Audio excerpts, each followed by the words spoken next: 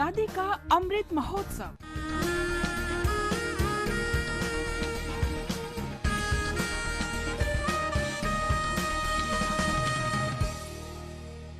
आजादी का सफर आकाशवाणी के संग, एक राष्ट्र का उदय, भारत का गौरवशाली स्वतंत्रता संग्राम आधुनिक विश्व के महानतम संघर्षों में शामिल है। आकाशवाणी से हम प्रतिदिन प्रस्तुत कर रहे हैं इस संघर्ष की एक झलक।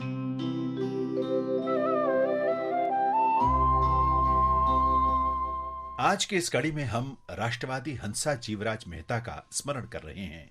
उनका जन्म 3 जुलाई 1897 को गुजरात के सूरत में हुआ था। उन्होंने असहयोग आंदोलन और स्वदेशी आंदोलन में भाग लिया और 1932 में वे गिरफ्तार कर ली गईं।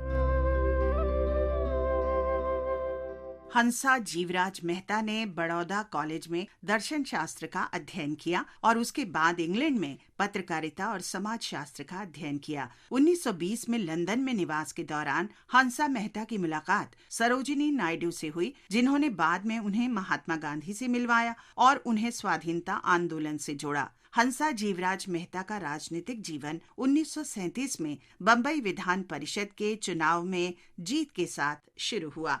वे 1949 तक परिषद में रहीं। इस दौरान मेहता अखिल भारतीय महिला कॉन्फ्रेंस से करीबी रूप से जुड़ी रहीं और 1946 में उसकी अध्यक्ष बनी। अध्यक्ष के रूप में कार्यकाल के दौरान उन्होंने भारतीय महिलाओं के अधिकारों और कर्तव्यों के चार्टर का मसौदा तैयार किया। इस चार्टर में महिलाओं के लिए समानता और नागरिक अधिकारों की मांग की गई थी। मेहता ने 1946 में महिलाओं की स्थिति पर संयुक्त राष्ट्र की उप समिति के सदस्य के रूप में भी कार्य किया। वे संयुक्त राष्ट्र मानवाधिकार समिति की सार्वभौम घोषणा के दौरान एलिनोर रूजवेल्ट के साथ उपाध्यक्ष रहीं। मेहता मुंबई में श्रीमती नाथीबाई दामोदर ठाकर से विश्वविद्यालय में नियुक्ति के साथ भारत में पहली महिला वाइस चांसलर बनी।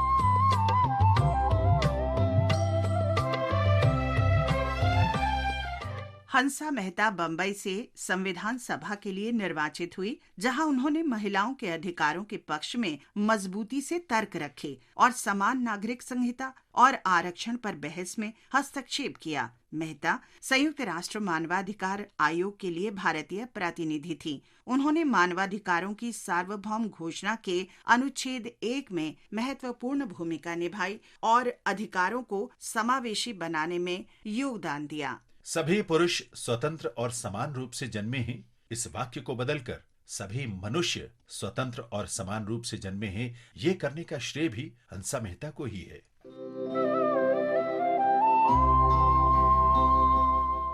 भारत सरकार ने 1959 में हंसा जीवराज मेहता को पद्म भूषण से सम्मानित किया। 4 अप्रैल 1995 को उनका निधन हो गया। भारत की इस महान बेटी हंसा मेहता को आकाशवाणी का शत शत नमन। वतन पे जो फिदा होगा, अमर हो नौजवान होगा, रहेगी जब तलक दुनिया, ये अफसाना बयां होगा। हम राष्ट्रवादी मौलाना हबीबुर रहमान लुधियानवी का भी आज स्मरण कर रहे हैं। उनका जन्म 3 जुलाई 1892 को पंजाब के लुधियाना में हुआ था। उन्होंने खिलाफत आंदोलन और असहयोग आंदोलन में भाग लिया। अपने भाषण में लोगों को अंग्रेजों के विरुद्ध खड़े करने के लिए प्रेरित करने के आरोप में उन्हें गिरफ्तार कर लिया गया।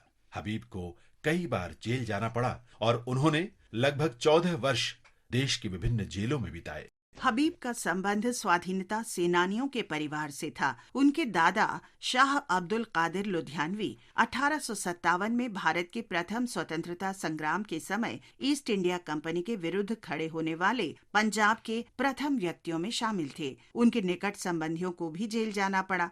उनकी पत्नी स्वाधीनता सेनानी शफ्तुन्निसा बीबी ने अपने परिवार पर ब्रिटिश पुलिस के क्रूर दमन के बावजूद हबीब का समर्थन किया।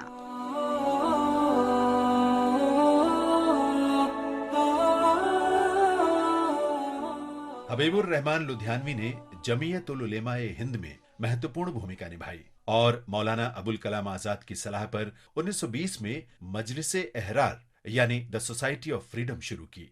केंद्रीय असेंबली में भगत सिंह द्वारा बम फेंके जाने की घटना के बाद अंग्रेजों के दमन के भय के बावजूद भगत सिंह के परिवार को शरण देने के लिए मौलाना लुधियानवी आगे आए। उन्होंने 1931 में शाही जामा मस्जिद के निकट लगभग 300 अंग्रेज अधिकारियों और पुलिस के सामने भारतीय ध्वज फहराया। इसके लिए उन्हें गिरफ्तार कर लिया गया। जब अंग्रेज अधिकारियों ने लुधियाना रेलवे स्टेशन पर हिंदुओं और मुसलमानों के लिए पानी के अलग अलग घड़ों की व्यवस्था की, तो उन्होंने हिंदू, मुसलमान और सिख कार्यकर्ताओं की सहायता से वो घड़े तोड़ दिए। इसके लिए उन्हें दोबारा गिरफ्तार कर लिया गया।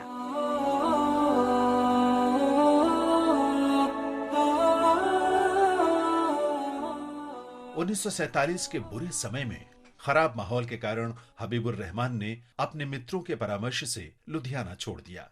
उन्होंने दिल्ली में शरणार्थी शिविर में शरण ली। उन्होंने मुस्लिम लीग की विभाजनकारी राजनीति ठुकरा दी और अपने पुश्तैनी घर लुधियाना लौट गए। स्वाधीनता और मरते दम तक लोगों की स्वतंत्रता के लिए प्रतिबद्ध हबीबुर रहमान लुधियानवी की मृत्यु 2 सितंबर 1955 को हुई। इस महान राष्ट्रवादी हबीबुर रहमान लुधियानवी को हमारा शत शत नमन। इसके साथ ही ये कड़ी संपन्न होती है। आजादी का सफर आकाशवाणी समाचार के संग कल फिर मिलेंगे एक नई कड़ी के साथ।